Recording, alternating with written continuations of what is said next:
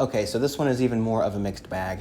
Hi guys, this is going to be my review of episode 2 of AHSOKA.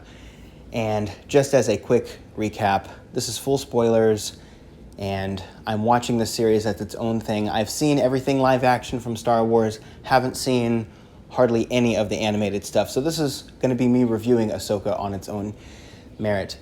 Problem for me is that the things that bothered me about the first episode, which I hoped would improve enough in the second episode, those things didn't improve, and in fact, they bothered me a little bit more. So, the wooden dialogue is the first thing. Part of the time, the characters are sounding natural when they speak, but the rest of the time, they really aren't, and I don't know why that is. I don't know if it's inconsistent directing or what, but it seems like some of the time, they're speaking the lines more in their own style, and the rest of the time, they're doing that weird kind of prequel speak, which I mentioned before, which is that speech that's devoid of any contractions. It sounds very blocky and rhythmic instead of natural and flowing. That really is a barrier to relating to the characters, and the plot in this is very typical of Star Wars Extended Universe. You know, when we got episode 4 back in 1977, and make no mistake, I wasn't alive back then, but that episode of Star Wars, that first film, had a lot of these elements that were very new at the time. The tracking devices, following people across galaxies, these conflicts between the parties. They weren't new in the sense that they had never been seen in stories ever, because those elements were derived from classic storytelling. But the specific way they were done in that movie, those were new things. People were really excited about it. But the problem now is we've seen them a million times, and we need something new. We need something to change it up a little bit, because when you combine the fact that the dialogue isn't very natural sounding, and again, nothing against the director, nothing against the actors. Sometimes people just happen to make things that aren't very good, even if they're usually very competent. But about half of the main cast actors, I'm sorry to say, just aren't doing very well with their line delivery. And you combine all that still with the fact that the action is not carrying this story very much, because this isn't done very well in the way that a Star Wars story that doesn't have very much action needs to be done. When you combine all that, it just means that a lot of the time I'm bored in this, and I hate saying that because I really hoped it would get better in this one. I really did.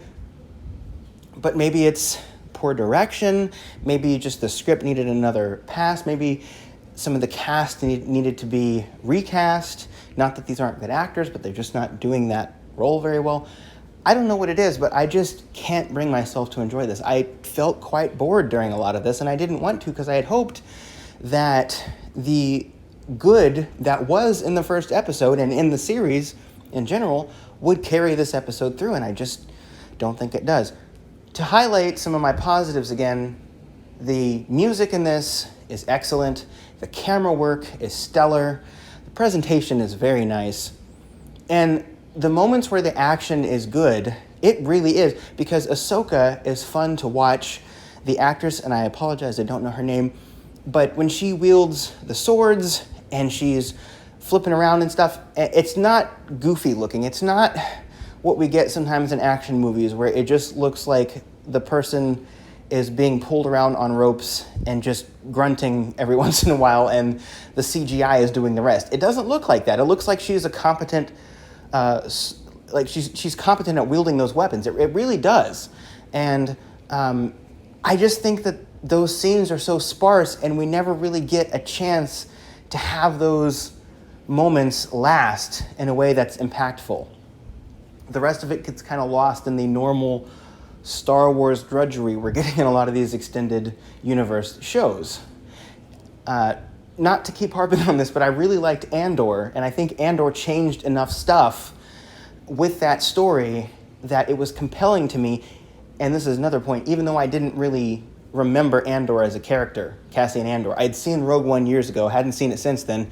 That stuff that they were doing was stuff I was familiar with in the Star Wars universe, but they did enough different and they made it compelling enough that I was absolutely hooked in. And this isn't really doing that. I can tell there are moments where there's things I'm supposed to be recognizing, like, oh, remember this, and it'd be great if I did. I just don't, unfortunately. And that was a weird way I just said that. Unfortunately, yeah, it's not drawing me in. And even though there are some more positives, like, for example, David Tennant is very funny in this. There's a scene with the robot basically saying, you're only agreeing to do this dangerous thing in this room because you're a hologram. You know, they're talking to a hologram who's not actually there. And, you know, but, I mean, there's still characters doing inexplicable things. So back in that same scene, you know, they're taking apart this robot head to try to decipher what's inside of it, and they have to decrypt the message because it's encrypted.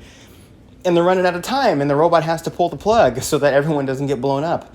And later on, one of the characters basically says, you did good. And I was thinking, no, not really. This is the second time you've almost killed someone in the series, and we're only on the second episode. I didn't mention this last time, but I don't really know why at the end of the last episode, those characters who took that cube thing, I don't know if it's cube or not, it's the digital map thing, those characters hung around and waited for Sabine to come outside when they could have just left so that fight could happen. It's sort of the weird characters doing things so the plot can happen, and it doesn't feel very, very natural. So I hate to say this because I really wanted to like this, and I'm going to keep watching it. Don't worry, I'm going to watch it every week. I'm going to keep reviewing it, but I just really am not enjoying this. I wish I was. I wish I enjoyed this second one. I wish those things that I liked in the first one carried over enough where I was enjoying it and I said, you know what, there were some negatives, but the positives outweigh the negatives. I wish that's what happened, but it's not, because I'm just not really getting those good vibes from well-made sci-fi that I enjoy so much about the genre. So I can't give this one a positive review. I'm sorry. The things that were good in it, they deserve to be commended. Again, some of the humor, some of AHSOKA fighting, and just a little bit of the presentation lightened it a little bit, like the music and the camera work and stuff. But other than that, I really can't give it a positive review. But here's hoping that next week will be better, and that I'll be able to do a 180 and say, you know what, I was wrong about the AHSOKA series. They've turned it around, but for now, I unfortunately can't say that. So, guys, may the Force be with you. Keep your chin up. Be positive like the Jedi are. Be the person that you know Master Yoda wants you to be. And until next time, I'll see you guys next time. If you like this video, please leave a like and leave a comment. I'll try my best to respond to those if you do leave a comment. Thank you very much, guys. Bye-bye.